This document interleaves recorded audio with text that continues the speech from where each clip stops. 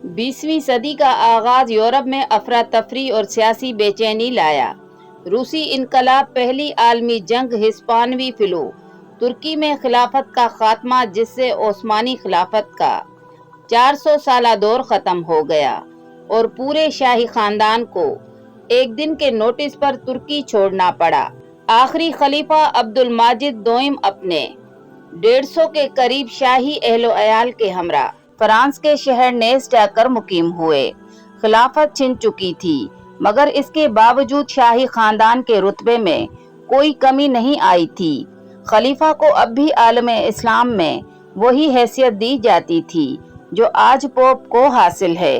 खलीफा ने 4 शादियां की, मगर औलाद सिर्फ आखिरी बीवी से हुई जो शहजादी दुरे शहवार कहलाई। जब बेटी जवान हुई तो खलीफा गरीबुल वतन थे। वो अपनी बेटी दुरे शहवार और भांजी सुल्ताना नीलोफर के लिए मुनासिब रिश्ते तलाश कर रहे थे। ईरान और मिस्र के शाही खानदान से भी दोनों के रिश्ते मांगे गए, मगर खलीफा की नजरें निजाम ऑफ हैदराबाद पर ठहर गईं। इसकी एक वजह तो खलीफा के दिल में हिंदुस्तानी मुसलमानों की कद्र मंजिलत थी और दूसरी वजह वो निजाम को अपने हम फलाही समझते थे, क्योंकि निजाम की दौलत के चर्चे पूरी दुनिया में थे। निजाम की सल्तनत में गोलकंडा की कानें हीरो और जवाहरात के लिए मशहूर थीं। कोहिनूर भी इन्हीं कानों से निकला था। टाइम मैगजीन ने अपने 22 फरवरी 1937 के शुमारे में निजाम ऑफ हैदराबाद मीर ओस्मान अली को सफ़े अव्वल शाया करते हुए लिखा कि वो दुनिया के अमीर तरीन फर्द हैं, जिन्होंने पहली आलमी जंग के दौरान ताजे बरतानिया को 10 करोड़ पाउंड नकद और हजारों फौजी दिए।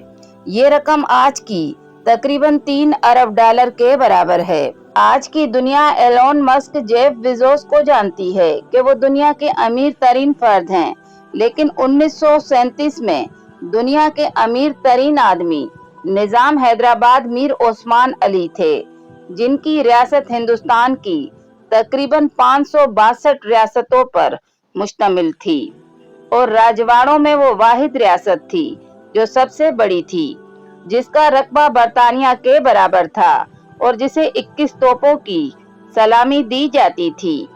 मीर ओस्मान अली के 2 बेटे थे, बड़ा बेटा आजम जां और छोटा बेटा मुअज्जम जां।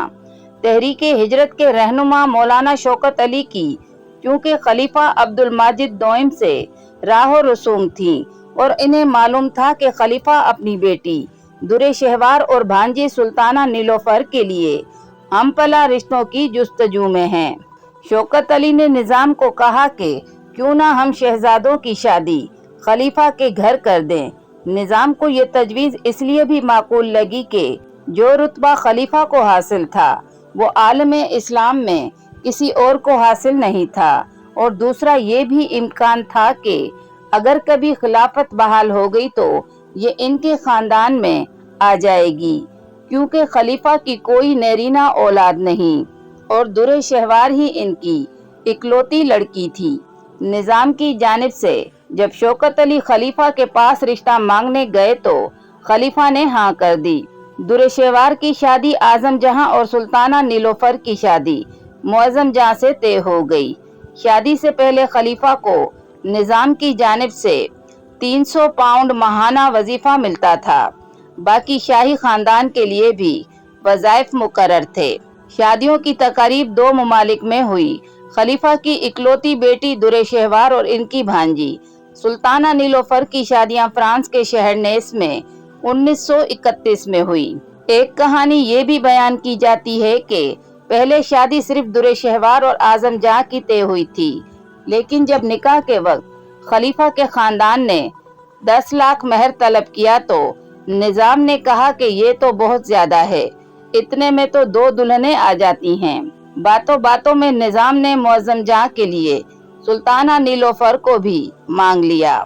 इसी तरह दूसरी शादी हादसे के तौर पर हो गई। दोनों निकाह मौलाना शौकत अली ने पढ़ाए, जबकि शादी की तकरीबात इंडिया में हुई। जिस जहाज पर शहजादियां और शहजादे इंडिया पहुंचे, इसी में गांधी भी सफर कर रहे थे। गांधी और शहजादियों की दोस्ती यहीं पर हो गई। इंडियन नेशनल कांग्रेस पहले ही तहरीक खिलाफत की हिमायत कर चुकी थी। हैदराबाद जैसे कदामत पसंद शहर में दो जिद्दत पसंद शहजादियों की आमद किसी धमाके से कम न थी। जहां खवातीन चार दीवारी के अंदर थीं, सख्त पर्दे का रिवाज था, शहजादियां तालीम याफ्ता थीं, अवामी मसाइल में दिलचस्पी रखती थीं और लड़कियों की तालीम चाहती थीं।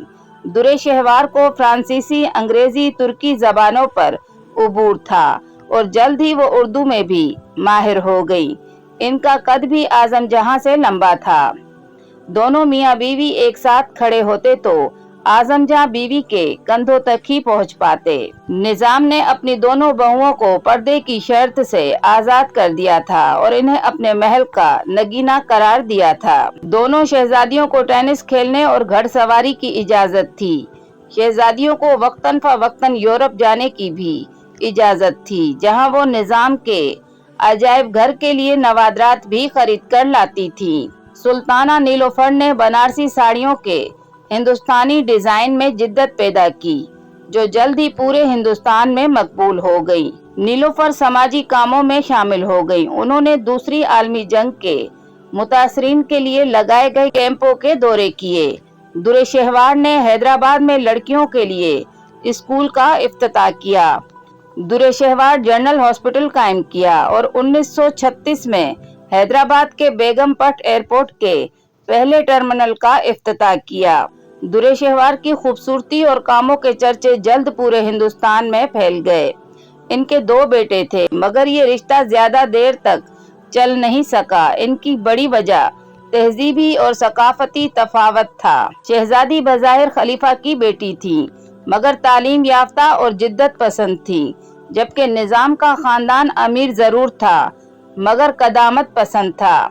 तलाक के बाद दुरे शहवार कुछ अरसा हैदराबाद में ही रहीं, लेकिन फिर वो अपने बच्चों को लेकर लंदन मुंतकिल हो गईं।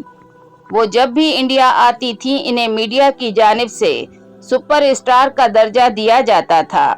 2006 में इनका 93 साल की उम्र में इंतकाल हो गया। इनके शोहर आजम जहां 1970 में ही इंतकाल कर चुके थे। दुरे शहवार की तरह नीलोफर की शादी भी ज्यादा अरसा चल न सकी और इसकी बड़ी वजह औलाद का ना होना था। नीलोफर का इंतकाल 1998 में पेरिस में हुआ। दुरे शहवार और नीलोफर हिंदुस्तान आईं, यहाँ रही मगर आबाद ना हो सकी, लेकिन हिंदुस्तान के हर शहर और देहात में इनके नाम पर लोगों ने अपनी बेटियों के नाम रखे। ये अलामत थी कि लोग इन शादियों को बहुत ज्यादा अहमियत देते थे, मगर आज हम नहीं जानते कि दुरे शहवार कौन थी और नीलोफर कौन थी।